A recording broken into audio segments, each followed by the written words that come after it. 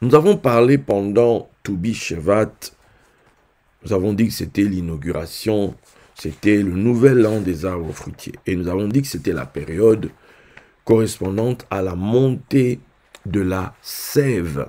Ok? Nous avions dit que la sève, c'est la vie de Dieu, la sève, c'est la puissance de Dieu, la sève, c'est le serpent de grâce, la sève, c'est l'essence même de l'arbre qui va se répandre, se diffuser dans les branches et que les branches vont maintenant porter des fruits correspondant à la sève. C'est-à-dire des fruits qui vont prouver, entre guillemets, le nom. Voilà, puisque il s'agit du nom. Le nom de cet arbre. Ok? Quand l'arbre dit « je suis un manguier », voilà, la preuve est dans le fruit. Ok? L'arbre dit qu'il est un manguier en rapport avec sa sève, avec sa nature intérieure. C'est ce qu'il est. Maintenant, la preuve est dans le fruit. Ok? Donc le fruit prouve quel est l'arbre. Ce que l'arbre dit de lui-même est vrai. Ok? Ce que l'arbre dit de lui-même est vrai. Voici la preuve, voici le fruit. Ok? Et il a été question, pendant ce Toubi Shevat, je vous ai, ce dont j'avais déjà parlé, mais on en a vraiment, voilà, parlé là, en disant que l'arbre dont nous sommes en train de parler, puisque pour qu'un arbre fruitier produise son fruit, ça prend des années, ok? Ça prend des années. Et on avait compris que l'arbre fruitier, l'équivalent de l'arbre des champs, c'est un homme, ok? Donc, avant qu'un homme commence à produire du fruit, en l'occurrence l'homme ici, c'est le sage. Ok? C'est le sage, c'est l'enseignant. Donc qui va produire son fruit. Donc il y a les fleurs, il y a les feuilles. On dit que tout ça, les feuilles, compagnie, c'est pour donner quoi? C'est pour la guérison des nations. Donc on peut dire que cela est lié à la gloire de l'arbre, la connaissance qu'il y a dans cet endroit. Et il y a les fruits, c'est-à-dire le truc qui vient sceller, qui vient marquer, qui vient confirmer. La preuve même, s'il y avait des doutes, c'est le fruit. Et le fruit, c'est le produit miraculeux. C'est la capacité miraculeuse qui est dans cet arbre. Ok? Qui se démontre par les fruits. C'est la capacité du fruit, de l'arbre à se reproduire. C'est-à-dire la puissance, on va dire, voilà, la dynamique, la dynamis, le potentiel de vie de cet arbre est prouvé au travers du fruit. Donc nous avions dit que l'homme de Dieu, le messager de Dieu, est caractérisé par quoi? Est caractérisé par la parole, mais aussi par le miraculeux, la capacité miraculeuse, la capacité divine. Bien. Maintenant, il était question de l'arbre. L'arbre, désormais, dont nous connaissons maintenant le nom dans le ministère, on a donné le nom que Dieu a donné, hein, Honoris Doctor of Divinity. Ok. Honoris Doctor of Divinity, c'est de ça dont il va être question ce soir. Ok. On va vraiment se poser dessus, hein. On va vraiment se poser sur cette affaire pour que tout le monde en ait une compréhension, en tout cas dans ce ministère, claire. Ok? Une compréhension véritablement claire. Let me donner. Ça, c'est quelque chose dans ma vie. Vous pouvez monter, descendre. C'est comme ça.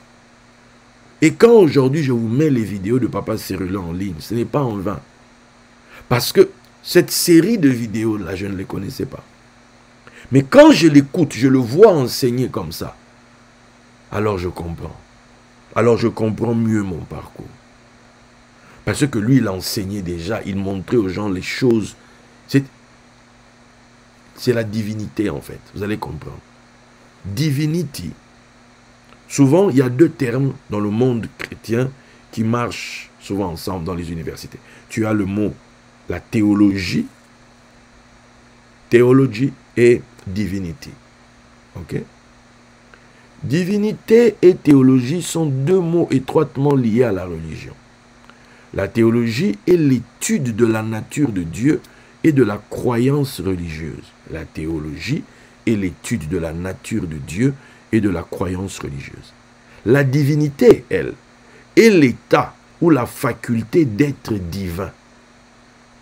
Est-ce que vous comprenez ça?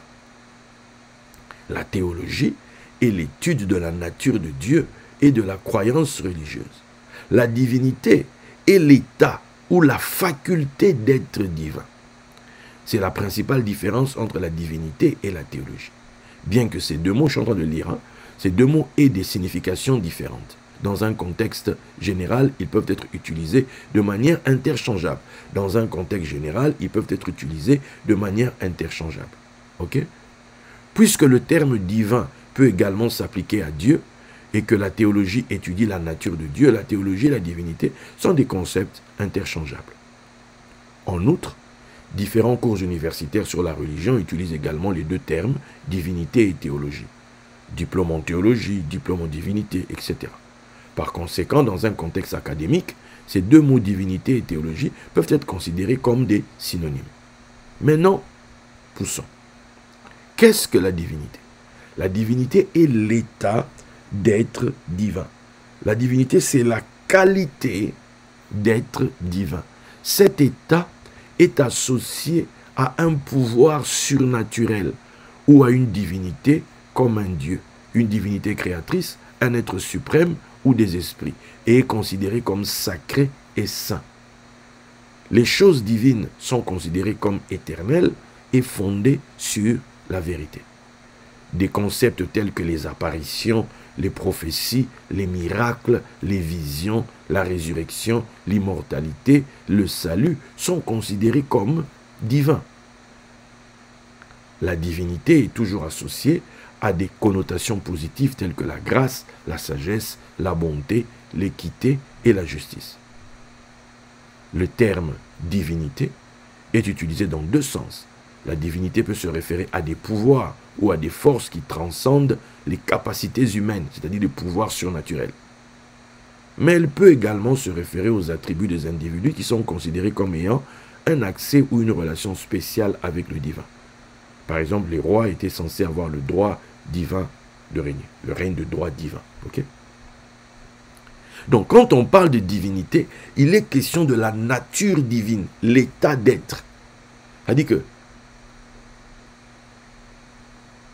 la différence avec la théologie, je vais donner ça pour que ça soit plus clair mon explication.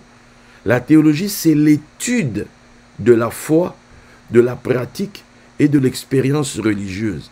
En particulier, l'étude de Dieu et de sa relation avec le monde. Le terme théologie est dérivé de deux mots grecs, théos qui signifie Dieu et logos qui signifie parole. Par conséquent, la théologie désigne littéralement la parole de Dieu ou l'étude de Dieu. Certains estiment que le terme théologie peut s'appliquer aux religions fondées sur la croyance en un Dieu. Diverses formes d'analyse et d'argumentation sont utilisées en théologie pour aider à comprendre, expliquer, critiquer, promouvoir ou défendre des sujets religieux. La théologie permet aux théologiens de mieux comprendre les traditions et les concepts religieux. Ils sont alors en mesure de comparer différentes religions et de les comprendre plus clairement. Grâce à l'étude de la théologie, les théologiens peuvent promouvoir et défendre leur religion, ainsi que contester et s'opposer à diverses opinions religieuses. La théologie est également enseignée en tant que discipline académique, en particulier dans les séminaires, les écoles de théologie et les universités. Cependant, la théologie a longtemps été critiquée par les sceptiques et aujourd'hui, elle est largement critiquée par les laïcs et les athées. La divinité fait référence à l'état des choses qui proviennent d'une puissance surnaturelle ou d'une divinité. Ok? Et ce sont des choses qui sont considérées comme sacrées et saintes. La théologie est l'étude de la foi, de la pratique et de l'expérience religieuse, en particulier l'étude de Dieu et de sa relation avec le monde. Un théologien n'est pas forcément quelqu'un qui va te manifester la divinité. Un théologien, c'est un scientifique des choses relatives aux religions, des choses relatives aux textes bibliques, aux textes bibliques, parce que si c'est le domaine, ça peut être un théologien parce qu'il maîtrise spécialisé dans la Bible, ou spécialisé dans le Coran, ou spécialisé, je ne sais pas, dans le judaïsme, ou spécialisé, bref, c'est un théologien, il étudie, c'est un étudiant, c'est un scientifique. Mais en lui-même, il n'y a pas la chose en question, des choses qu'il étudie, des choses qu'il maîtrise, mais lui-même ne peut pas le démontrer.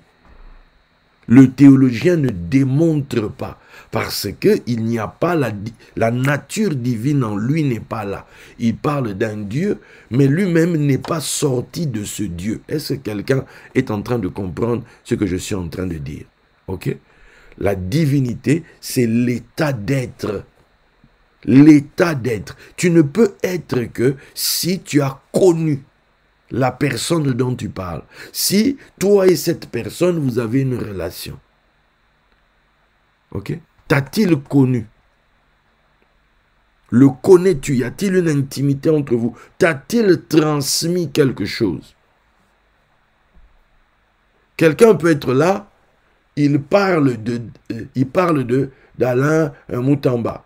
Mais vous savez, M. Alain Moutamba est né quelqu'un qui est à la préfecture, quelqu'un qui est à la sécurité sociale, quelqu'un qui est je ne sais pas où, il va sortir un dossier et puis il tape Alain-Henri Moutamba, né à tel endroit, né à tel jour, etc., etc., etc. Il va parler de moi. Mais ce gars-là, le gars des impôts, il va parler de moi, il connaît mon nom, il a le dossier devant moi. Mais quelqu'un qui dit, moi, je suis sa fille, moi, je suis son fils, moi, c'est mon daddy, moi, c'est mon père. Il faut qu'il y ait une différence entre vous deux. Il faut qu'il y ait une différence entre vous deux, en fait. Comment toi, tu vas prouver que tu es ton daddy? Comment toi, tu vas prouver que tu le connais? Moi, je le connais. Ce que vous dites là, ce n'est pas lui. Vous racontez des trucs, en fait, vous avez dans vos têtes une construction, mais ça, c'est pas lui. Lui, là, je le connais. Moi, je le connais. C'est ça la différence. Le théologien va sortir des documents, il va te dire, voilà, en grec, voilà, en hébreu, voilà. Oui, mais ici, même si vous m'entendez souvent, on va dire, c'est parce qu'il faut aller dans l'étude pour comprendre les choses, etc. Oui, mais, Dieu, quand on parle de Dieu, quand on parle de Dieu, quand on parle de Dieu, mes amis, ça ne peut pas se borner qu'à le grec dit, l'hébreu dit. Ça ne peut pas se borner à ça. Si vous, dans votre tête, à un moment donné, c'est entré, vous pensant que Dieu, ça se limite à ça, mes amis, changez vite de disquette. Changez vite de disquette. Ça n'a jamais été ça ma pensée, ça n'a jamais été ça mon idée de Dieu. Moi, j'ai grandi dans un environnement où on m'a, dès mon enfance, dans les choses de la foi, on m'a présenté un Dieu des miracles.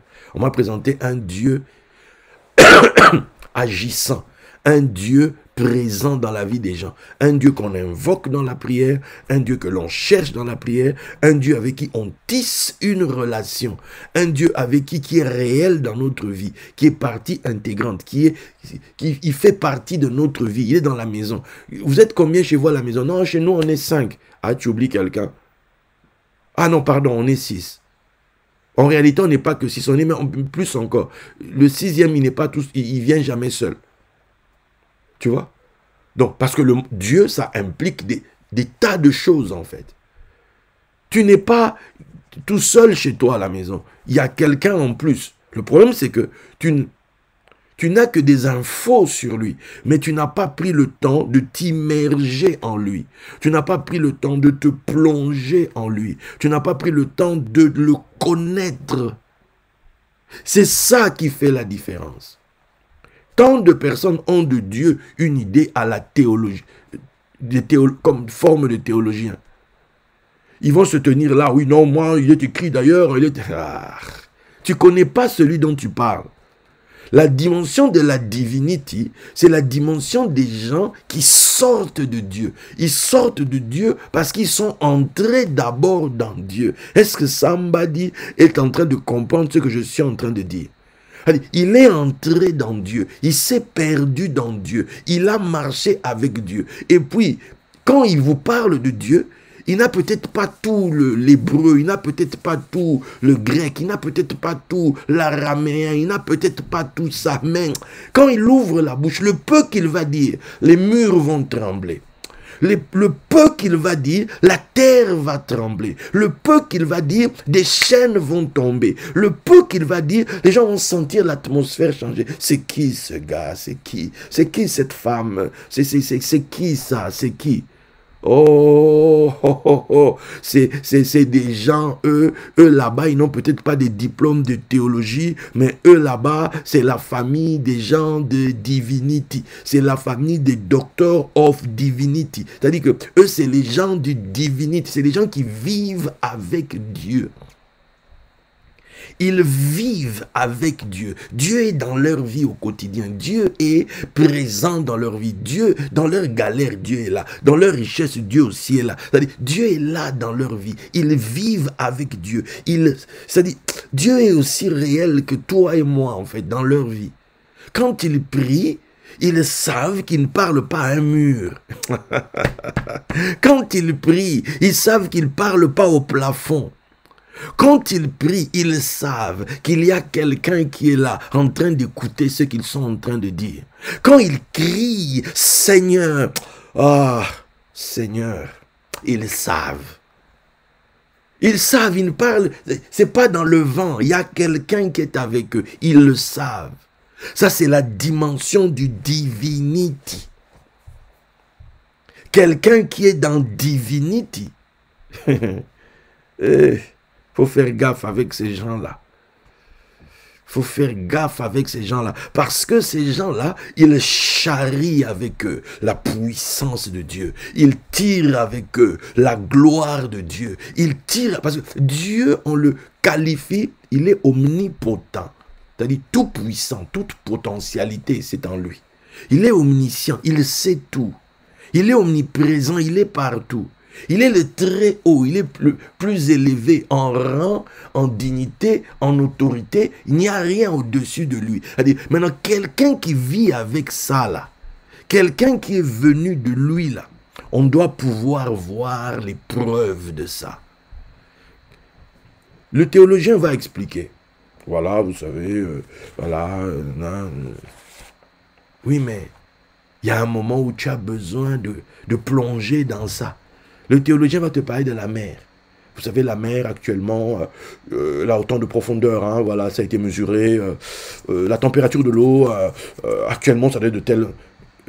Il parle. Et tu demandes, mais la mer, là, dont tu parles, toi, tu as déjà plongé dedans? Il dit, non, je ne sais pas nager.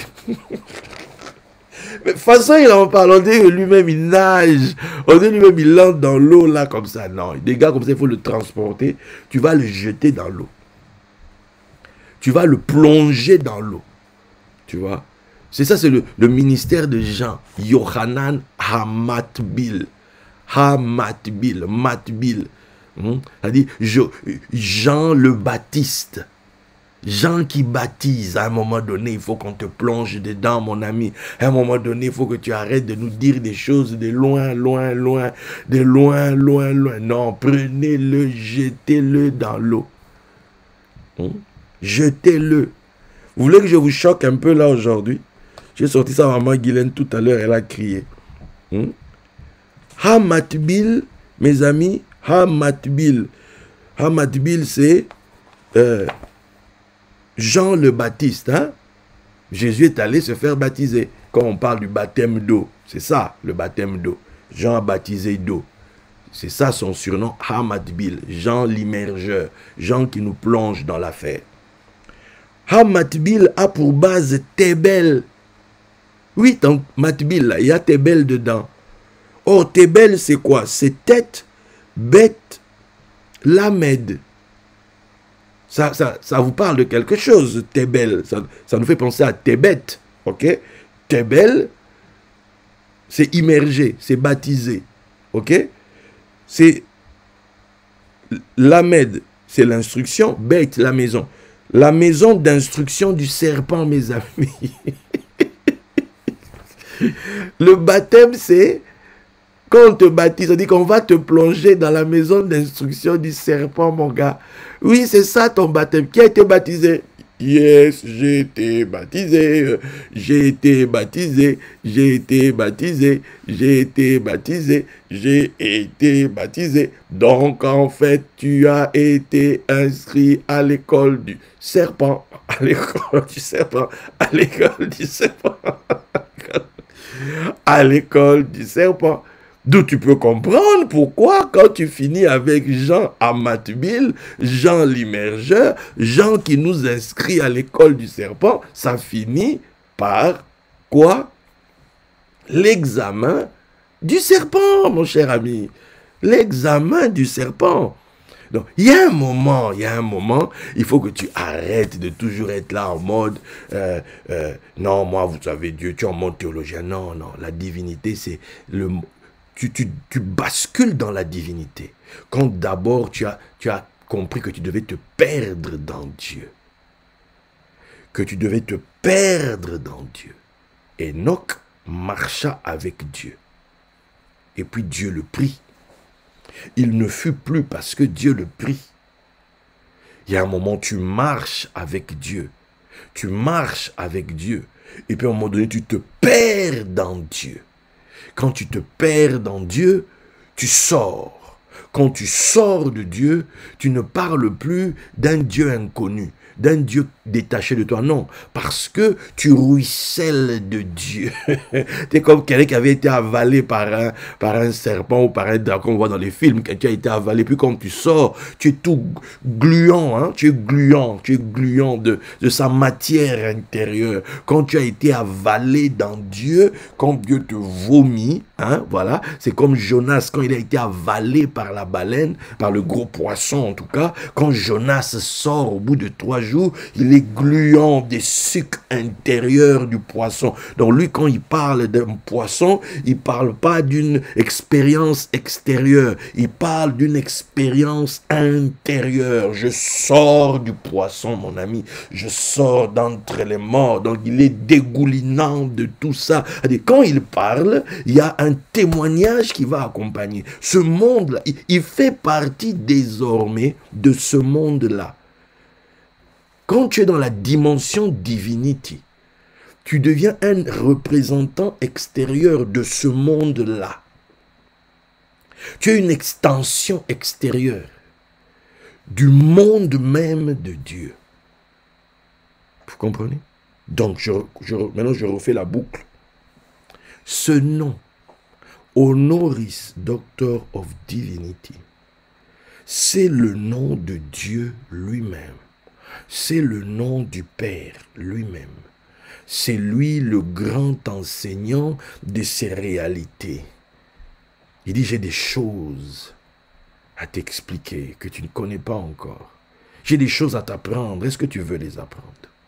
Est-ce que tu veux apprendre? Mais il faudra que tu me suives là où tu n'es jamais allé. Il faudra que tu entres avec moi, que tu acceptes de venir avec moi dans des domaines qui jusque-là étaient inconnus pour toi. Accepteras-tu? Accepteras-tu d'être challengé dans ton mind, d'être bouleversé dans ton mind, tant que tu gardes ta main dans la... Il te dit, garde ta main dans la mienne, n'aie pas peur, suis-moi. Parce qu'il faut que quelqu'un apprenne ça pour apprendre aux autres.